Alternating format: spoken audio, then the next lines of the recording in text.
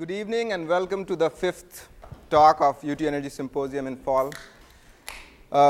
As usual, let me start with a few announcements. First, the slides and videos have been posted on the Energy Institute's website. So it's www.energy.utexas.edu. There will be a lag of about a week or so, but all of this is going to be posted online. The videos are also online. Please go check them out. As a courtesy, just a few quick reminders, please do not use laptops during the talk. Registered students know the drill, sign in and do discussions. Also for the students who are registered, as a reminder, in 2 weeks your first research notes are due. That's 13th of October. For others it may not make sense. For those who it does, for who it does not make sense, don't worry. It's only for students that are registered here. If you want to receive notifications, please sign up in a sheet that will go around the class. Our next speaker is David Porter. He is the commissioner of the Texas Railroad Commission, and he'll be speaking on a very, very important, interesting, dynamic, and oftentimes controversial topic, the Eagle Ford shale opportunity and responsibility. It's going to be a very, very interesting talk, so please join us for that. So let me introduce our speaker today, Marianne. Marianne is the chief economist of ConocoPhillips, where she's responsible for very minor things. Let me tell you. Let me tell you what she does there. She's responsible for developing the company's market outlooks for global oil, natural gas, refining and marketing, and conducting special strategic studies. Very simple. She is also company's expert in scenario planning. And we know once you do scenarios, they're always right. She has before Conoco, she has worked in several different corporations, including the government some time ago, actually. So she was with the U.S. General Accounting Office and also the Synfuels Corporation. That was probably in the 80s, Marianne? Yes. Well, I was also in the 80s somewhere. So okay. She, as you can imagine, with the person she is, she has won several awards, numerous accolades, and so on, and has been professionally very, very active. I will not go into all that details. Come talk to me if you want to know. I'll just mention a few. She has been the president of the U.S. Association for Energy Economics. That's a big deal. And also a council member of the International Association of Energy Economics. Again, very, very highly influential and important body. She holds a bachelor's in economics from the Cornell University and MPA from the Maxwell School at the Syracuse University. Her title for her talk is The Future Role of Natural Gas in the U.S., a very, very important topic, as you all imagine, and we really look forward to speaking to her. Before I invite Marianne on the stage, I want to thank John Butler from the Business School and also the Energy Management and Innovation Center for making the connection and helping us bring Marianne here. So it's really those guys that made it happen. And thanks, Marianne, for joining us. Please, the stage is yours.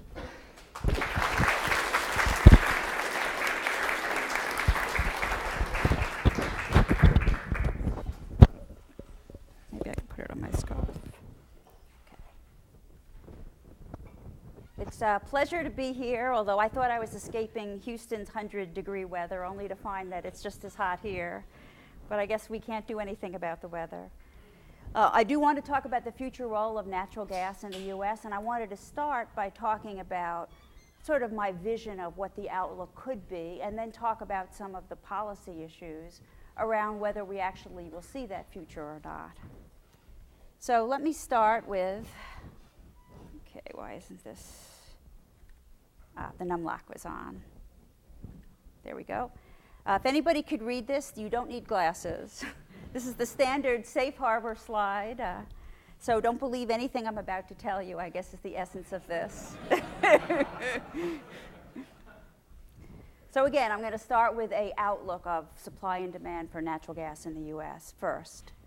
So what is all the buzz about? This is showing you the recent history of the U.S. Department of Energy's forecasts of U.S. natural gas reserves and resources. The proved reserves are shown in the lighter blue color. And what you see is that There's been a dramatic increase in the view of what the size of the resources in the U.S. just really in the last 2 or 3 years. And more recent estimates than this are even higher. The first thing you notice is that the conventional resources in the darker blue has gone up. And what that really is what's considered to be tight gas. So some people would label that as unconventional. The Department of Energy is labeling that as conventional. So it's really a type of unconventional gas that is making the conventional category go up. But the real story is the shale gas, shown in red. And it's just astounding. I can't remember in my very long career, thank you again for telling these people about that, I've never seen anything like this. And it's not that geologists just discovered this resource base.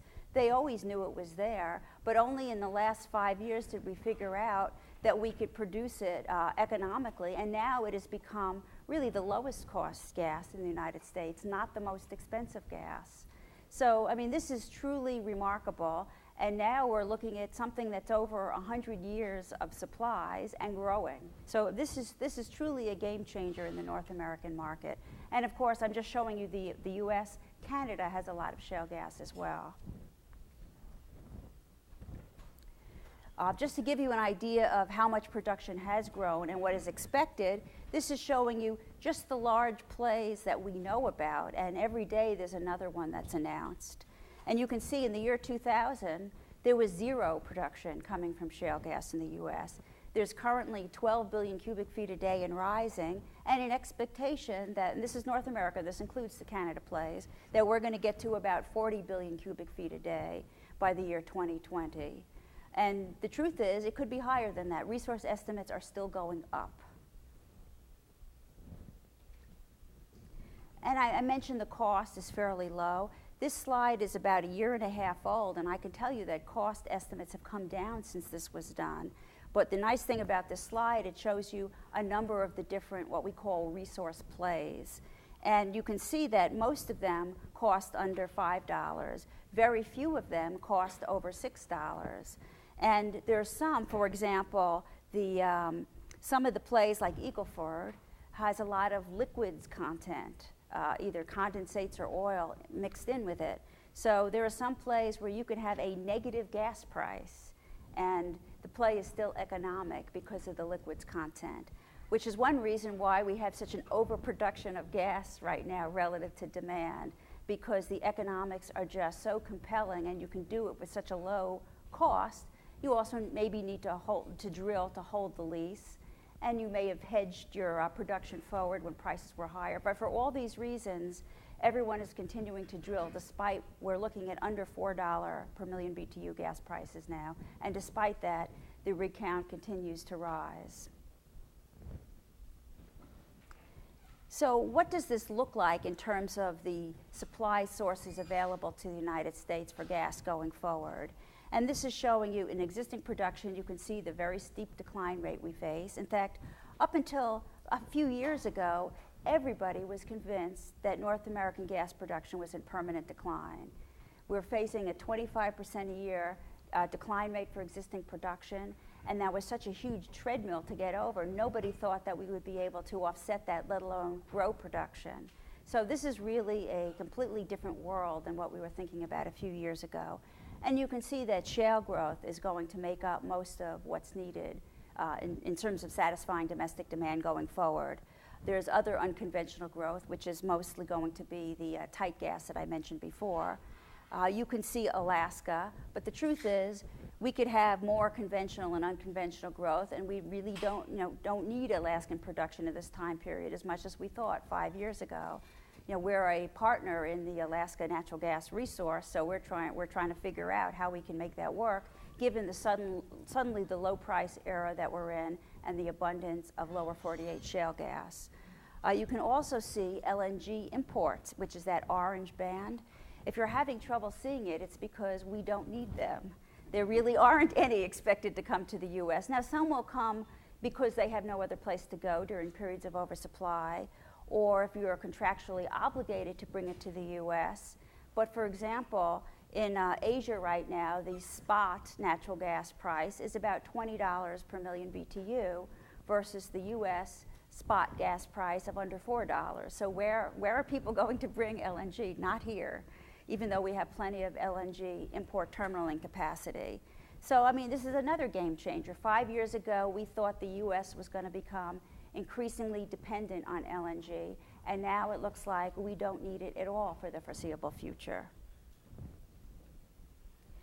And just to highlight that, I'm showing you Department of Energy forecasts made in these 3 different years of how much LNG the U.S. would need. And you can see that every year they make the forecast, they drop it. And I expect their 2012 forecast will be even lower than this. If LNG plants, if the liquefaction plant is already built, you can deliver to the U.S. for a very, very small amount of just transportation costs. So if the plant is built and there's surplus capacity, yes, the U.S. will see some of it, but it's more like it's getting dumped here as opposed to really being required here to satisfy demand. And we're such a very large liquid market, if there is a surplus, there might be a tendency to try to bring it here because it at least could be absorbed by the market. And how does that happen? It gets absorbed by the market because it lowers the gas price, and then gas-fired power plants start running more and coal-fired power plants start running less. That's how the extra demand gets absorbed. It basically backs out coal-fired power. And we've actually been seeing a lot of that the last couple of years. So why does this matter? Well, if you look at the ratio of a WTI crude price divided by a Henry Hub price, and I'm dividing things by different units, but as long as I'm consistent through history and the future, it can tell you a story. And that is, as we started building gas-fired power plants in the United States in the 90s, you saw the value of gas rising relative to oil, till the point it got to reach that black line, which is basically gas being at parity, on a BTU parity with oil prices, at a 6 ratio. Well, we reached that point in 2003, and then as the shale gas started to come in, you see the oil price rising relative to gas, or put a different way, the gas price weakening relative to oil. But the fact is there was some of both going on during this period. And now you see we're at if you look at the futures curve, we're at a ratio of 23 now. And if you look at forecasts of the future, most forecasts believe, including the futures curve, that we'll come back closer to parity, but we will not come back to oil parity. So gas will be priced well below oil. Now that has a very important significance for the United States, particularly for our industrial sector. If you look at China and other Asia, if you look at Europe, their chemical sector uses oil-based feedstock, and their natural gas prices for the sectors that do use natural gas are linked to oil prices. So the fact that the U.S. has a gas price below sort of the world oil level means that we are competitively advantaged in terms of feedstock for the industrial sector. I mean, that is a really big deal, and that's something that the chemical industry in particular is very excited about. In fact, you probably noticed there's lots of announcements for new ethane crackers. Now, the ethane crackers ethane is actually a natural gas liquid, but there's a lot of associated natural gas liquids with the shale gas. And so the rise of that is the feedstock that our chemical sector would use. But they also use a lot of natural gas indirectly through being very electricity intensive. And natural gas is the source for the power. So this really is we lost a lot of this energy intensive industrial demand when gas prices rose in the late 90s. Now we're getting it. These plants are being demothballed, and we might even see new capacity built here, which is something we haven't seen in decades. So this is really an exciting proposition. So looking at the demand side, I've talked about this wonderful resource we have. So what are our plans as a country to use this resource? Well, this is our internal forecast of natural gas demand by sector. And you can see that overall, we're looking at a growth rate of about 1.2% a year. Well, that's not a good thing if your production is growing at 5, 10, 15% a year, which is what you've seen coming out of shale gas right now. I mean, overall, the production rate isn't that high because you're fighting this very steep decline rate, but it has been higher than the expected demand growth, and that therein lies a problem, and that's why we have such low natural gas prices today. So if you look at where the growth is coming from, and I believe this forecast might be understating industrial demand. I mean, it is possible we could have an industrial renaissance coming out of this era of very, very low gas prices. But still, really, the electric power sector and most of the policy issues that you hear about today are whether and how much gas should be used in the electric power sector. So that's really what I wanted to focus on this evening. So to give you an idea of the electricity generation mix, and specifically generation, not capacity, I mean, you could have a lot of surplus capacity in gas, so it is really more important to talk about generation than capacity when you're talking about how much natural gas is being used. And you can see on the chart on the left, it's showing you that coal has really been dominant, but we're in a period where you're seeing natural gas-fired power generation growing. Nuclear is probably shrinking, and wind also, which is the dark green, you can see the large increase, and others is that thin sliver of light green. So if you look at the chart on the right, which shows you the percent of electricity capacity additions, and here we're talking about capacity, not generation, but it shows you that in the 70s and 80s, the big growth was in coal-fired power. And part of the reason for that was this obscure act, which I remember, the Fuel Use Act. Probably few people in this room are old enough to remember that, but it basically said we had price controls on natural gas, which led to shortages back then, and then gas was considered to be scarce, so the federal government passed a law saying you can't use gas in natural gas, in gas-fired power plants or in industrial uses. So it led to a huge era of coal-fired power plant building. So if people who are upset with carbon emissions, they could look back to the Fuel Use Act in the 70s and understand why it is we have so much coal-fired power generation in the US today. Of course, we also have a lot of coal resources, so that's the other obvious explanation. But if you move to the 90s, in the last 10 years, you can see the huge build was in natural gas-fired power plants. In fact, we had this huge build taking place at a time when gas production, domestic gas production, was in decline. People hadn't started producing shale gas yet. Well, that was a disaster in the making. You had the Clean Air Act and federal policy promoting the use of natural gas, but you didn't have gas production growing. Well, it was a disaster, and we saw a few years of $9 and $10 per million BTU prices, and everyone's decided they didn't want to go to gas again, and so it was a push towards moving towards renewables and other things. Some utilities were concerned that they had built these gas-fired power plants, and frankly, a lot of them are just sitting there idle. Utilization today of our combined cycle, the efficient gas-fired fleet, is only about 45%. So a lot of these plants just aren't being utilized. So that was a disaster in the making. It also explains why, when we say there's a huge resource out there, the utility industry is skeptical. They were burnt once and they're worried about it and want to be assured this is real. I think they've gotten to a place that believing that we have enough resource. Their only question is price volatility, and I'll get to that in a moment. Talking about the future, though, going into the 2020, 2030, you can see that most of the growth is probably going to come from renewables, and wind specifically, and that is driven by the state renewable portfolio standards. So despite the fact that we have this huge gas resource, we're probably not going to use as much of it in the power sector as we could, because a lot of the build is going to come from mandated wind, basically. And I'm going to come back to that when I talk about the policy issues. The other issue that we have is our coal fleet is getting very old. That the second hump in this picture is the Fuel Use Act build, but there was another build before that. So you have about 30 gigawatts of coal-fired power, about 10% of our fleet is over 40 years old and are very small and inefficient plants. Now, a lot of these plants don't run very much. They may be used for peaking because their economics aren't very good.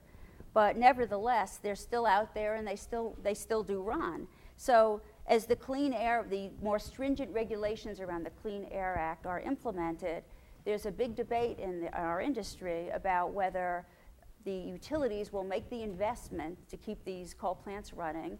They would have to put scrubbers in, better water handling. There's a whole series of rules. Mercury. A lot of these things are very expensive to deal with. Or will they shut the plants down and instead use either existing combined cycle power plants that are only running at 45% utilization, or build new gas-fired power plants. So while wind is taking away from gas demand, there's a question of how much gas demand will there be just from switching away from coal. And I haven't even talked about carbon yet. If we have a carbon policy, probably the quickest way to reduce CO2 emissions would be in the power sector to switch from coal to natural gas in existing natural gas-fired power plants. But I'll come back to that. So that's the outlook, and now I wanted to really focus more on the policy issues of why gas should be used more and whether it will be used more. So here are my reasons why I think natural gas would be a useful fuel for the United States. Globally, people used to think that gas was scarce. Now the view has really changed to one of abundance, because the US and North America isn't the only place that has shale gas. There's shale gas in China and Poland and a bunch of other countries around the world. Now they don't have the same benefits that we do in terms of a well-developed pipeline infrastructure, private mineral rights. There's a whole series of things that makes it easier to do and more economic in the US that the rest of the world doesn't have. But nevertheless, they have the resource. So the view now is really that gas is much more abundant globally, and not just the US. And of course, we have a lot of new LNG countries, producing countries, come into the picture. Australia is one that we have a big LNG project, but there's 6 other LNG projects being done in Australia now at the same time. And Australia, within the next decade, will become the largest LNG producer in the world. So, I mean, there's new sources of natural gas and LNG that we hadn't really considered 10 years ago. The increased storage and pipeline capacity in the US. There's been such a large build of this, and the way you can tell, it's changed the dynamics of the market. Volatility and prices are very low now, and you don't see much what we call basis differential, the differences in prices between regions, because the abundant storage and pipeline deliverability capacity has basically wiped out many of those differences. So that's a huge plus, and it suggests that we should see less price volatility than we've seen in the past. And LNG deliverability. There's a number of sorry companies, including us, who built LNG terminals to bring LNG into the United States when I just told you we really don't need it. So we will have like 18 billion cubic feet a day, a quarter of our demand worth of LNG import capacity by 2012 in the US. So that's an option. It's a supply option. If we ever did need the gas temporarily because of a hurricane or some other disaster or a really cold winter, within 2 weeks, gas can come from anywhere in the world. Now you would see a temporary price rise, because the price has to arise to attract the gas to come to the US when it had a home somewhere else, and the somewhere else was paying $12 to $20 per million BTU for it. But in a very short period of time, the US would get its supply situation back to normal and the price would drop back down. But so it's a great supply security option for the US. In terms of affordability, and I'm going to get into more detail on a number of these points. In terms of affordability, I talked about the low cost of the shale gas before, but also combined cycle technology and the efficiency of those plants is a technology change that really changed the dynamics for natural gas completely. It made natural gas-fired power plants very attractive options, even at high gas prices, and at low gas prices, they're very attractive. And I'm going to come back and talk about how it compares with other types of fuels. And of course, the attractive environmental policy. Some of them are obvious and others are less so. CO2 emissions reduction, about a 50% emissions reduction if used in a combined cycle gas plant versus a coal plant. Clean air, very little NOx or SO2 or volatile organic compounds or mercuries. So from a pollutant point of view, natural gas has a very good profile. It's not obvious, but relatively small land use and water footprint, and I'm not going to say anything more about it now because I'm going to come back to that with separate slides. And it enables the use of renewable power sources which are intermittent and have to be backed up with something. Well, if you have idle natural gas-fired power capacity, that makes it less expensive to back up renewables. And finally, no solid waste, no radioactive fuel rods, no ash. So that's a real advantage. So let me say more about a few of these items. By the way, if I say something that you disagree with or want to comment on, please speak up. I know we have a period for questions and answers at the end, but I wouldn't mind entertaining them, as we go if you hear something you just want to comment on, so feel free. Because I can talk for a long period of time.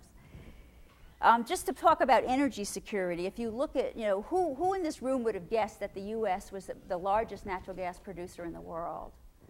We have one person, two people who raised their hands. Well, if you had asked me 5 years ago, I would have said, well, of course, Russia, but that is not true anymore. Part of it is Russia's letting their production decline, and if you put the U.S. and Canada together, North America is truly a natural gas powerhouse. So that is something that most people don't know, and it's a resource that we're blessed with, that it gives us a source of competitive advantage in this country. In terms of pricing, I'm showing you the Department of Energy's forecast for the last 3 years, their forecast. You can see the history. You can see the period in the mid-2000s after we built all those gas plants, before people discovered shale gas, where we saw some very high prices. Those spikes tended to be caused by hurricanes or very cold winters. It's usually something weather-related that causes a price spike. Although I would argue that you shouldn't hold that against gas. One of the reasons why gas is more affected by either demand surges or some sort of supply disruption is because gas is thought to be on the margin, which is an expression we use to describe what is the last increment of demand that needs to be satisfied. So, for example, and there's a reason for it, it's because natural gas-fired power plants have the lowest capital costs, but they have the highest fuel costs.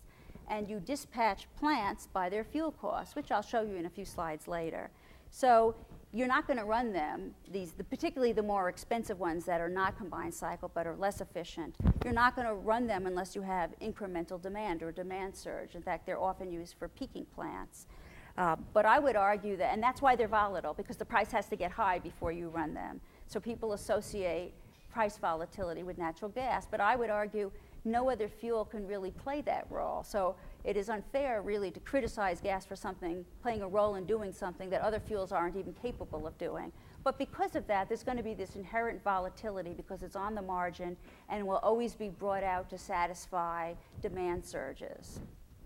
So anyway, this is showing you the Department of Energy's forecasts over the last 3 years. And you can see they've come way down.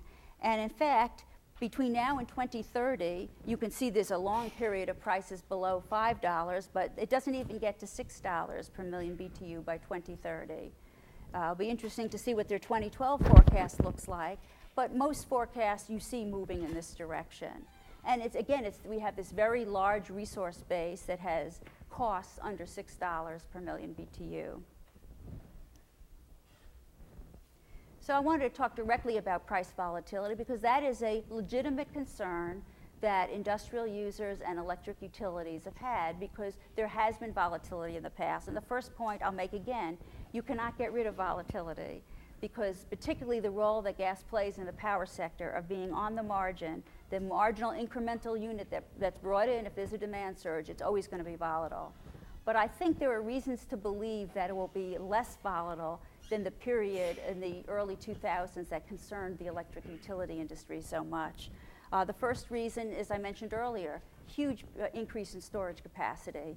And what prevents volatility is being able to have a very rapid supply response. So storage allows you to have a very rapid supply response. Increasing the pipeline capacity allows you to have a rapid supply response into a specific region.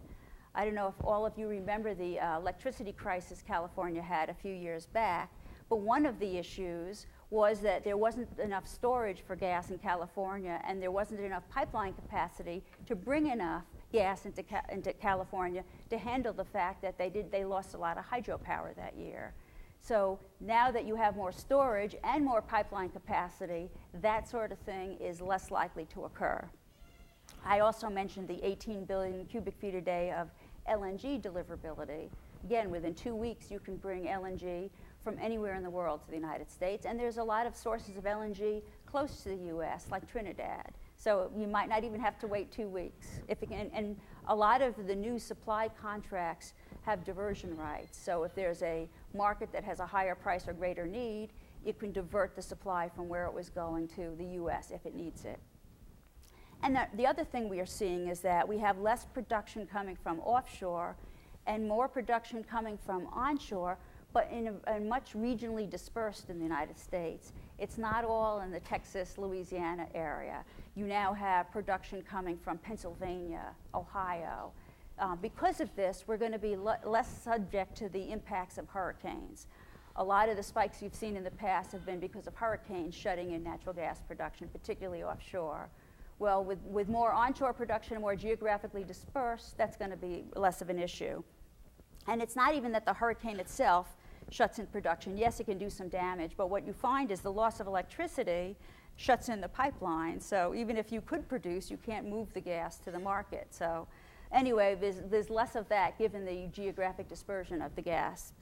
But long term, everyone's worried about the ups and downs of prices, particularly the industrial sector, who doesn't believe they could pass through those short-term higher cost increases to their customers.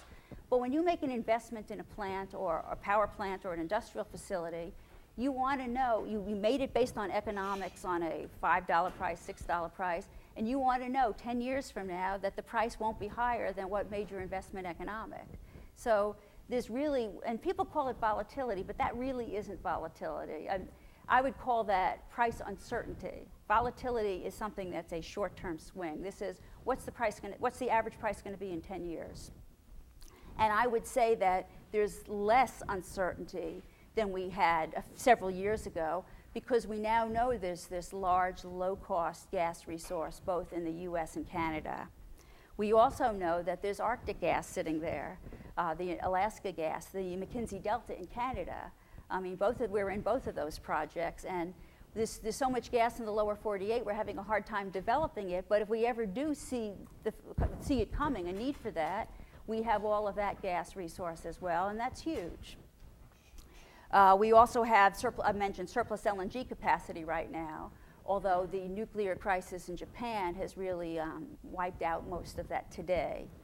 But we have so many projects coming from Australia that there's going to be a new wave and some surplus capacity created in the future. And of course, we have the unconventional gas revolution in the rest of the world. It's not just the US. So there may be abundance of global resources. The big question is, will we have access to those resources, both in the US as well as internationally? So I mentioned I would talk about the cost of gas-fired power plants versus other types of power plants. And the levelized cost is just taking the capital cost and amortizing it over the life of the plant. So this includes both the capital costs and the operating and fuel costs. The capital's in blue, the operating and fuel in red. And one thing you notice about natural gas, and this is shown here with a $7 per MCF gas price, and that's very high. Nobody expects that now, but the point I wanted to make is that even at a $7 price, building a gas-fired power plant looks like the most attractive option. So you can imagine at a $4 or $5 price how attractive it looks. But what you notice about gas is gas has very low capital cost, but it's all fuel cost. So the price makes a huge difference in how attractive it is. But again, even at a high price, it's still the most full cost economic option. These are the Department of Energy's capital cost numbers. I believe most of them, I didn't mean to switch slides. I believe most of them, but not the cost for carbon capture and storage. So I have to say, I think they're grossly underestimating those, but they just did a new engineering study on the other power plants, and for the first time, I'm actually in agreement with most of their numbers, although I think they may have slightly overstated the wind costs. But be that as it may, natural gas, even at a high gas price, looks attractive because of its very low capital cost. If you look at wind, for example, wind is practically all capital cost and very little variable cost. But this includes almost 2 cents a kilowatt hour federal tax credit. So wind and solar and nuclear, which also gets that tax credit, would be higher by 2 cents a kilowatt hour if they did not get that credit. This also isn't an apples to apples comparison, even though this is the way it's mostly done, because it doesn't include the transmission costs for bringing either wind or nuclear, because nuclear comes in you build such large plants, you often don't have transmission capacity. So you would have to add those costs to it also to truly do an apples-to-apples comparison. And then you'd also have to add the costs of managing the intermittency. If something only runs 30% of the time and you can't really predict what 30% it's going to run with any accuracy, that's a hard thing for the grid to manage. And we've had 2 or 3 incidents in Texas where we've learned that the hard way. The wind stopped blowing, people needed air conditioning, and we had people being, in industry really, interruptible industry being forced off the grid. So this is an issue. And we can't agree as economists on what the cost of managing the intermittency is. If you have a lot of spare combined cycle gas plant capacity that's not being run, that's in a good place on the transmission grid, and your transmission grid works very well and can move power from one place to another easily, then the cost is relatively low. If you don't have that spare capacity, and I'm thinking about Europe. Europe has no spare gas-fired power capacity. And what they're using in Europe to back up wind is coal-fired power plants, which really makes no sense to me at all, particularly when if you look at the emissions control system on these plants, there's like 75 different dials that need to be turned, and if you don't tune that plant every time you ramp it up and down, your NOx emissions, your emissions go way up, your pollutant emissions. So that is not a good thing to do, to use coal as a backup for wind, but it's happening in Colorado as well. Europe is not alone. So anyway, looking at this situation, it says to me that if I, as a consumer, I would want to build natural gas-fired power capacity because that's the cheapest thing to me. Now, when people talk about power costs, they tend to only talk about the variable cost or the fuel prices, but somebody is paying those capital costs, and I can guarantee you it is the consumer. Those costs are being passed through to the consumer just in a less obvious way than the fuel costs, which you can see on your electricity bill.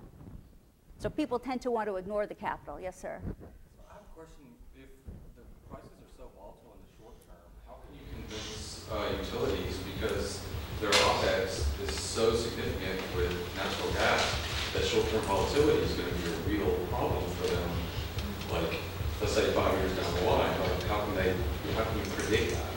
You can't, and volatility isn't going to go away, but because you have, again, the storage capacity, the LNG deliverability, the pipeline network, it's likely to be less volatile. But even if it was a $7 price instead of the $4 price today, the electric utility and the consumer is still better off building the gas plant. In fact, it would probably take an $8 or $9 price with these capital costs to have that not be true. The issue with volatility and why utilities don't like it is because of the regulatory structure. There's a bias against something that has a high variable cost. If you're going to build a capital-intensive plant like a nuclear or a coal plant, you get the Public Utility Commission to approve it once and put it in the rate base, and you're done. With gas, you're buying, there's very little capital cost, but you're buying fuel every month. And the Public Utility Commission may have a review of whether you bought it in an effective manner. How much volatility are we talking about? What kind of swings? From like $5 to 8, or like from $5 Well, to 20? during hurricanes, we've had $10 gas prices in the U.S. You get some forward pricing 5 or 10 to 15 years out for Well, you actually can go out pretty far.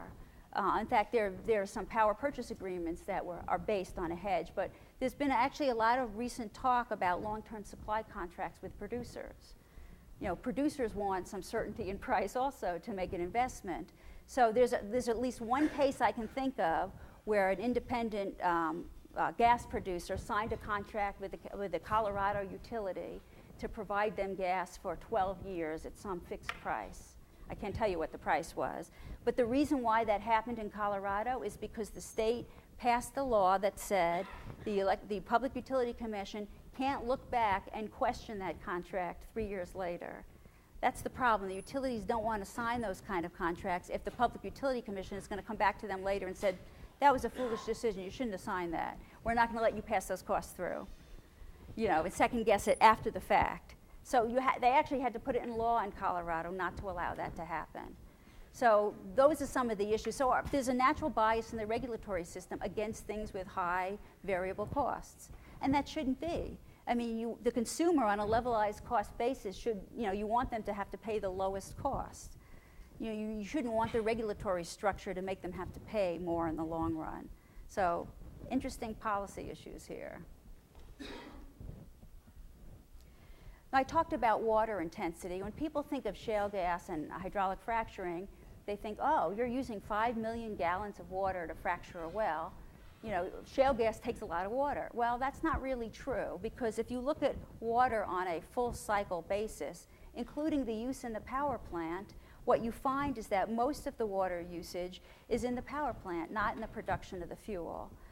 Particularly any kind of thermal power plant, be it coal or nuclear, or even solar thermal or geothermal, use a lot of water, whereas a combined cycle turbine uses much less water in power generation.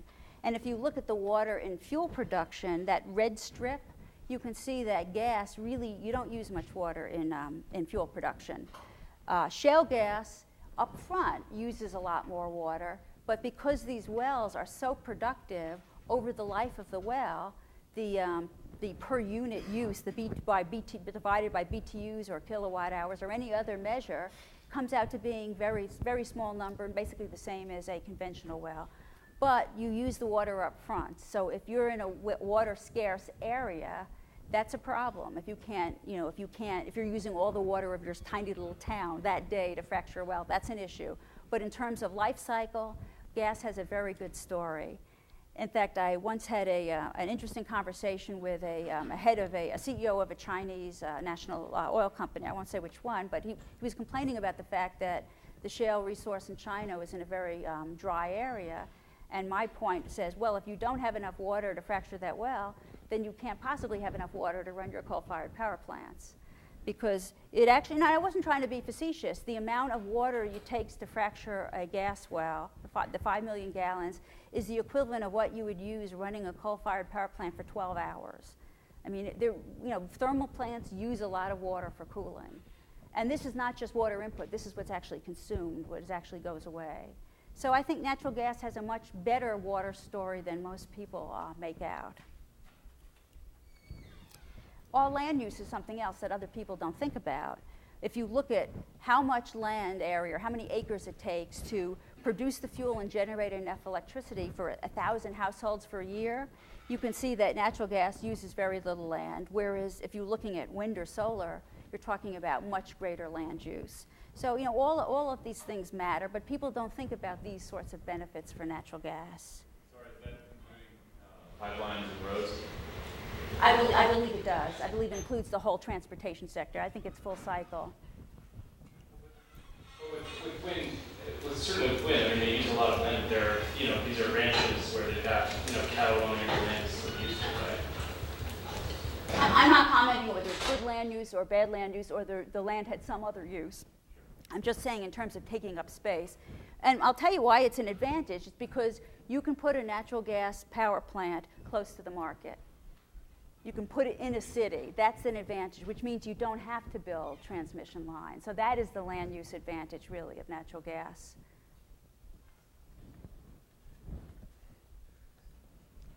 In terms of the pollutant emission, but keep these questions coming.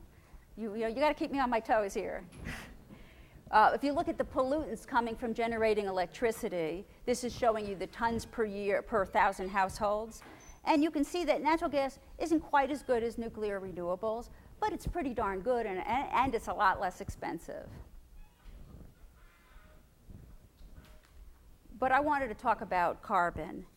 This slide really came from it's a visual depiction of a Congressional Research Service study that came out a couple of years ago, which talked about the fact that I mentioned earlier that our combined cycle fleet of gas fleet in the U.S. is only run at about 45% utilization. So what if you were able to increase that to 85% utilization? What does that do for you in terms of reducing coal generation and reducing CO2 emissions?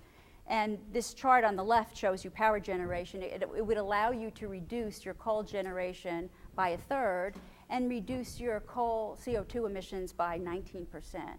I mean, that's huge. And because you don't need to put any additional capital on the ground, it could happen very quickly. Now, I would say that this is the absolute maximum because you have to look at where the coal plant and gas plant are located relative to each other and relative to the grid. So you're not going to get all of that. That's the maximum.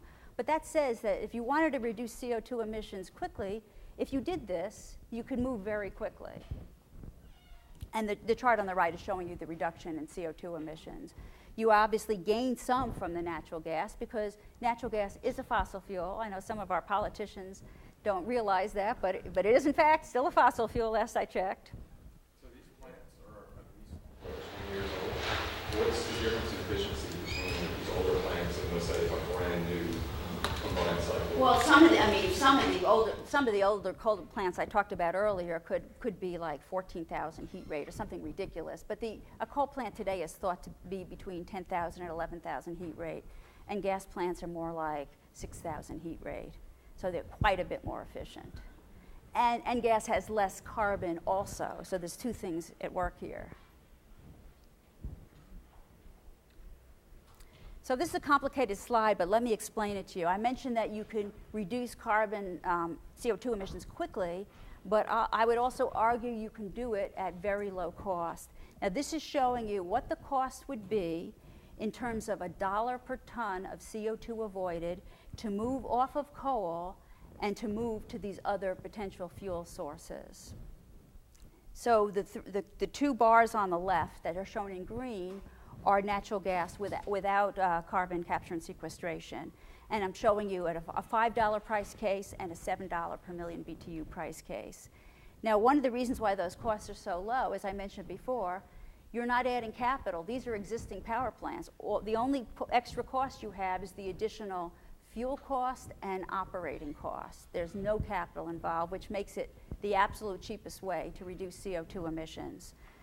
If you added carbon capture and storage, let me go to the new. If you go to a new natural gas-fired power plant, the next two blue bars, the reason why they're higher is because now you have to add the capital cost for the gas plant. Very low capital cost, but you still have to add it.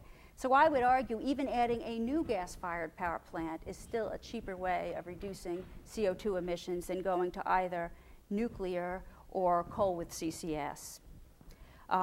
New wind I'm showing here with the cost of the backup capacity, and I'm assuming it's going to be backed up by a single cycle gas plant.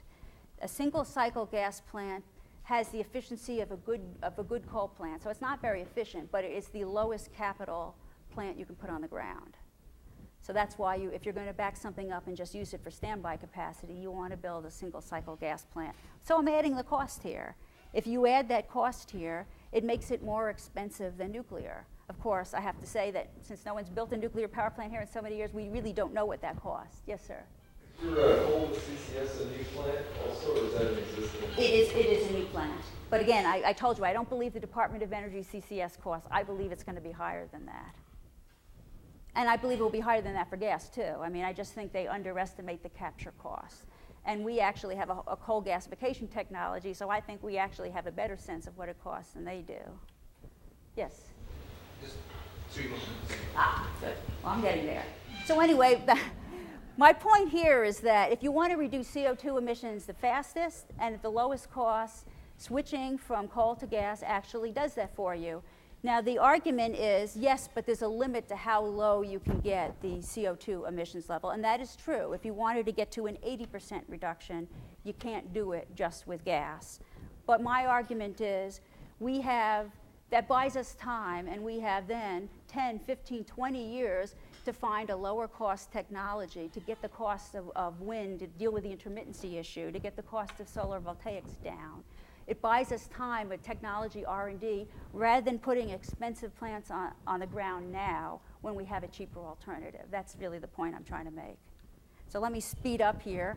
I probably don't have time to clear this slide, but I don't know if you're familiar with the Cornell University study. Sadly, it's my alma mater, and they did a study saying you're better off using a coal-fired power than natural gas produced from shale gas because of the high emissions. So I probably don't have time to go through it, but I'll just say I'm very disappointed with my alma mater. They had incredibly biased assumptions, and if you, in the Q&A period, if you want to go back to it, I will, but since I'm time limited now, I'm going to move faster.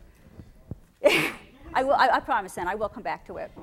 So the renewable electricity standards, this is one public policy I do want to pick on, because philosophically, I don't think the government should pick what technologies we use. If the government wants to set a performance standard like reduce CO2 emissions by X, that's fine, but let the private sector figure out the most cost-effective way to do it, because we will, whereas the government may mandate the most expensive way to do it, which is, I believe, what's happening here with our renewable power mandates. And this is just showing you a slide from the Department of Energy study that was done several years ago that shows that you're actually, when you have one of these standards, you're actually backing out more gas-fired generation than coal-fired generation. So it's not a very effective way of reducing CO2 emissions. And the truth is, if you want to reduce CO2 emissions, the most effective way is to set a price on carbon. I'm showing you the slide to show you that even though the capital cost is what plant you decide to build, but plants are dispatched on a variable cost basis. So if you add wind, which has zero variable cost, so it's on the left side of this curve, what you're going to back out is the inefficient gas plants first and then the combined cycle. You're not backing out coal in most markets. So that's why wind is taking away from gas demand. This slide's going to take some explaining, but I think it's very powerful. People don't think about the issue of intermittency and what that does. So the question is, given the intermittency issue, do renewables really reduce CO2 emissions? And I would say it depends on what you're backing them up with. For example, if you ran a gas plant by itself without wind, that's what that gas-only green bar shows on the left, and this is showing you CO2 emissions. Compare that with if you use 30% wind, because wind generally doesn't blow more than 30% of the time, and 70% coal. So you're backing it up with coal, which is what happens in Europe and in some parts of Colorado. You are actually increasing your CO2 emissions versus if you just ran the combined cycle gas plant by itself. If you backed it up with a single cycle gas plant, again, you're most likely to do that if you're going to build a plant because that's the cheapest to build, you still are increasing CO2 emissions. Only if you back it up with a combined cycle gas plant do you actually reduce CO2 emissions. But if I have spare capacity, though, I would rather back out coal and use the gas plants for that purpose, because that's going to give you a much bigger bang for your buck in terms of reducing emissions. Also, if you look at the chart on the right, it's just showing you the capital of all these things. If you have to build something and backup capacity, the capital cost is much greater than if you just built a combined cycle gas plant by itself. So in terms of biggest bang for the buck, again, in reducing CO2 emissions, I have to believe that it's natural gas. Again, it only takes you so far, and so eventually we do have to move to zero carbon sources. But let's buy ourselves some time to reduce the cost and improve those technologies. And I just wanted to mention the importance of the economy of gas in terms of direct employment, as well as the fact that we could add a whole lot of other jobs, both direct and indirect, if we had more resource access today for both oil and gas in the US. In terms of dollars added to the economy, and in terms of the gas royalties paid to both federal governments and state governments, we're talking about a huge amount of money. So I would say the oil and gas industry certainly is important to the Texas economy, but it's also important to the national economy. And again, I wanted to reiterate the fact that we could have an industrial renaissance of certain industries like the chemical industry, steel.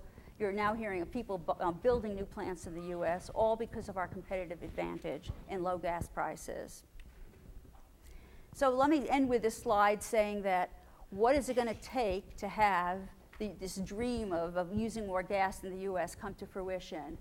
And I think the most important thing we need is a reasonable investment climate to make it happen. We need to have realistic tax policies. Every time we turn around, the administration is trying to raise taxes, single out the oil and gas industry to raise taxes, when the data shows that if you take away dollars from us, we have less money to invest, and therefore we invest less, which means less oil and gas, reduced production. So that's one issue we face. Ensuring the benefits of regulation exceed the cost. There are some rules where there is, that EPA has where they're, I guess, legislatively not allowed to look at the cost, but most regulations you should be able to see whether it's really beneficial. One particular type of rule that isn't beneficial is if you would have overlapping state and county or overlapping federal and state regulations. You don't get any benefits from that, but you increase the cost. So that's something we should try to avoid. Facilitating resource access. Add enough resources to allow permitting and to allow the enforcement of environmental regulation. There's not even enough resources in some states to do that effectively. So cut down on permitting delays. Don't over-regulate hydraulic fracturing. If we have working state regulations, we shouldn't have to duplicate them with federal regulations, or God forbid have inconsistent regulations making it difficult to comply with both. And also avoid policies that pick technology winners. Set performance standards and let the market figure out the best and most cost-effective way to get there. So with that, I'll end and either answer questions or go back to the Cornell Study slide. We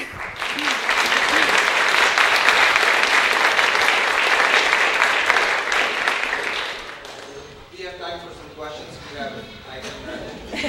Let's start from that corner. That was the first time. Yes? So I just wanted to, you touched on LNG imports and how the capacity is not being used. We're wondering if you could comment a little bit on possible LNG export from the U.S. and if that might complicate sort of the volatility issue if we import some of those higher prices through the ability to export natural gas.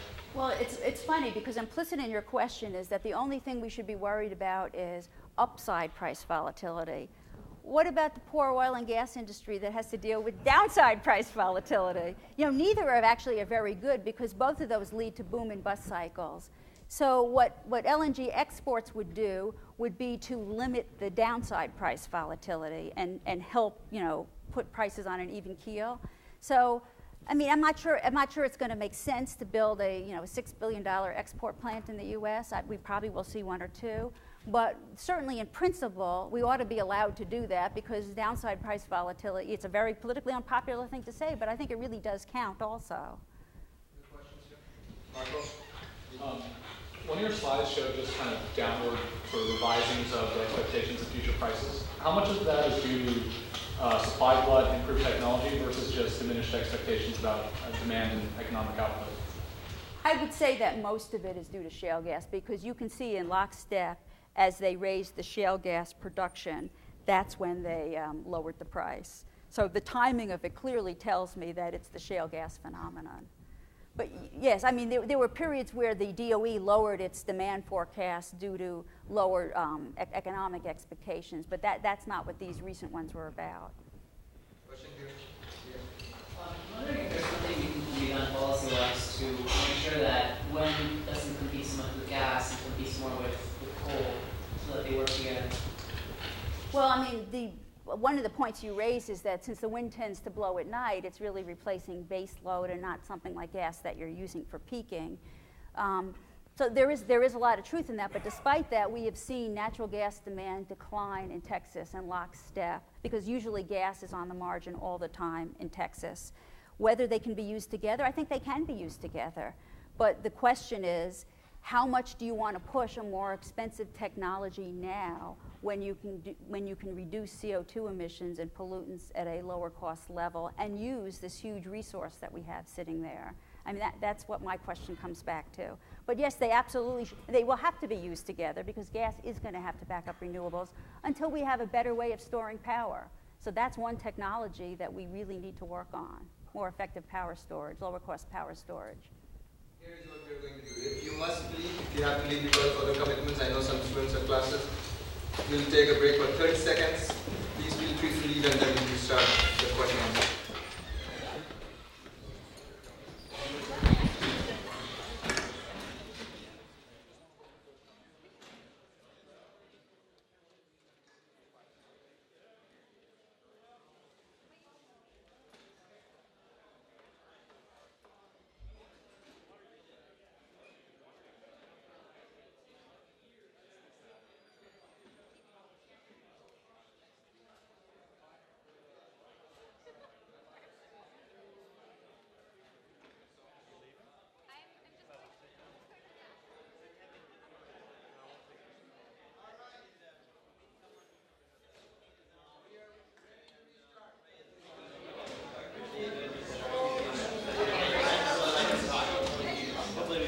We have plenty of time now for questions. A question back there. You mentioned the spread between price of natural gas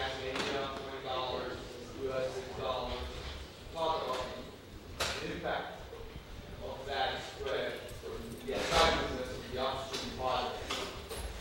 The attractiveness of upstream projects in the U.S.? Well, I mean, the reason why gas prices are, lower than $5 and lower than $4 today is because the cost of our projects is that low. So we can continue to drill at those prices. So I would say, a lot of projects are perfectly economic at these costs. That's why the price is set where it is. The prices are set by the cost of the most expensive domestic production that's needed to satisfy demand. Yes, I saw a movie called Gasland. Ah, yes. I'm kind of concerned about a lot of things that have to do that may not be incorporated into a lot of the studies. Like, for example, when you have a fracturing well, how many diesel rig trucks does it take to bring in water, bring in toxic chemicals, and all these things that are used to allow the operation to happen? Well, there's certainly a lot of truck traffic and noise and other such factors like those. But it doesn't last very long. I mean, a lot of these wells last for 20 years, and that activity lasts for a couple of months. So are those great things? No, but there is a trade-off. I mean, there is some impact in terms of the activity level. In terms of toxic chemicals, I mean, 99% of what's going into fracturing fluid is water. Also, what Gasland didn't really understand was that none of what we're talking about really has to do with hydraulic fracturing, because you're probably fracturing 6,000 feet below your water table with non-permeable rock in between. So that's probably not the issue. If there are any issues at all, is did they complete their well correctly? Because if you don't complete the vertical well correctly, that's how you could get material into the water table. And did they handle the produced water afterwards correctly? Those are the two areas that are vulnerable. And not even if you use best practices, if you use normal practices, you're not going to have a problem. Can I stand here and say that every company at every time in history has always done that? I wish I could say that, but I'm not sure I can. So I do believe that these activities have to be regulated properly. But again, if using just normal practices, there should not be any contact at all. And one thing that's changed recently is that most companies, I can't say most companies, but certainly all the majors and many of the smaller ones are now publishing what the chemicals that they use in frac fluid. And what you'll find is there's, again, it's mostly water and sand, but there's, has a bunch of chemicals that are used in household products sitting there. And they have scary sounding names, but if you look at a lot of your household cleaners and other products like that, those are the sorts of things we're talking about. So I'm not trying to dismiss Gasland as an issue, but I think some of the cases, like the Colorado cases in that movie, even the state investigated and decided that what had happened is people drilled their water well into a gas reservoir. Well, if you drill a water well in a gas reservoir and don't complete your water well properly, you're going to get methane in your water. And so it's in a sense naturally occurring from that point of view. And I'm sure a lot of places that you're drilling for gas, people are putting their water wells in gas reservoirs. So you'd expect to see that. In fact, I hate to digress, but there was a Duke University study, speaking of studies that annoy me, that came out that said there's a correlation between methane contamination and hydraulic in your water and hydraulic fracturing. And when you think about that, well, that's a classic example of a spurious correlation. Yes, if you put your water well into a gas reservoir, you're going to get methane contamination.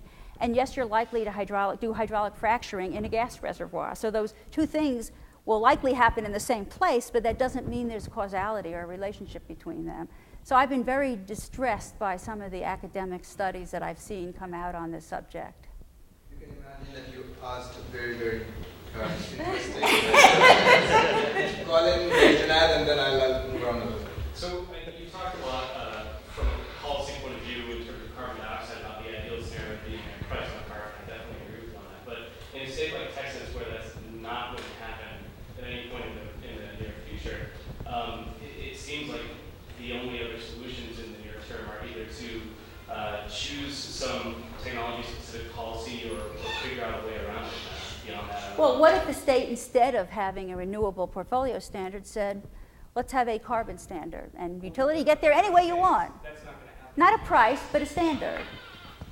It's But how is that different from mandating using a specific technology? I would say that if the various industries in Texas that are involved in producing fossil fuels and producing wind energy and whatever else we get behind it, then it could possibly happen. I just don't see that realistically happening in Texas. Carbon standards would be incredibly high. Well, or saying natural gas can compete in the current renewable standard. Broaden it.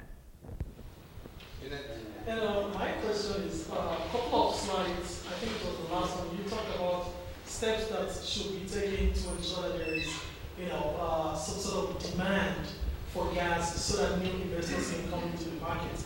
Every single thing on that slide, if my memory is right, is all structured towards this is what the government should do, this is what the government should do. Don't you think that ConocoPhillips, like the way Chesapeake is with regards to natural gas vehicles, what is your corporate responsibility in sort of like creating demand so that new investors can actually come into the market? No, I hear what you're saying, but my point about the government is not what the government should do, is what it shouldn't do. I think the government should not create barriers and should get out of the way and let the private sector do what it's going to do. So I'm really not calling for government action. I'm calling for government inaction in a sense.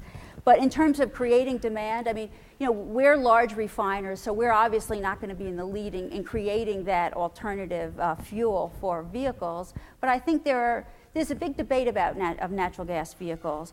The industrial sector is very unhappy about it because transportation demand is inelastic. So they're worried that that will drive up the price of natural gas. And it's also, I question whether it's actually going to work. When you look at using natural gas for trucking, long-distance trucking is something that's been proposed, I believe, by Boone Pickens. My issue with that is truckers, if you ask a trucker whether they like that idea, they hate it. They don't want to, space is at a premium for long-distance trucking. They don't want to put a big tank on their truck. They don't like the fact that natural gas is a much less dense fuel, which means they're going to have to stop more frequently. They don't like the upfront capital cost. It could cost $100,000 to convert a truck to LNG or compressed natural gas. And there aren't filling stations along the way, so you'd have to build a new infrastructure. So that's probably my biggest issue with it. I don't want to spend my political capital promoting it because I'm not sure it's going to be accepted. Now, in the long run, I guess I am a believer in plug-in hybrids, using gas in the power sector and then using an electric motor. Because again, coming back to CO2 emissions, if you want to reduce CO2 emissions, putting natural gas in an internal combustion engine has much more emissions than using an efficient power plant and then an electric motor, which is 90% efficient in a car. So that makes sense to me.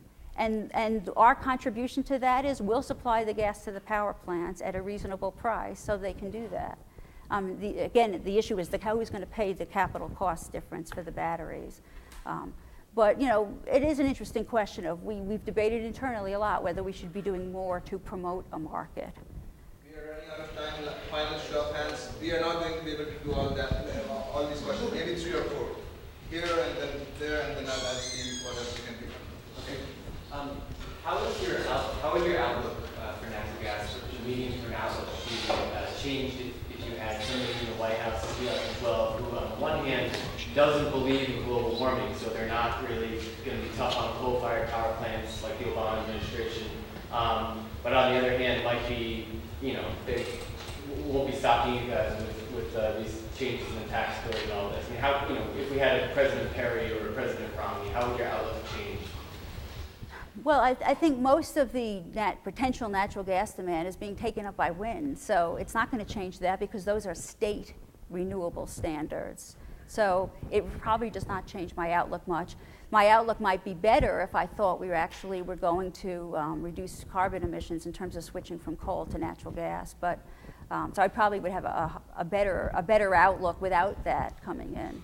But but again, it's wind that's taking away demand from gas today. Talking about the Alaska natural gas, did your pipeline open season consider an LNG option with the $20 prices to Asia? I know the answer to that, which means I can't answer that.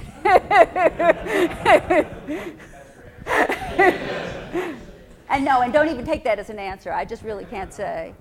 Okay, this final question here.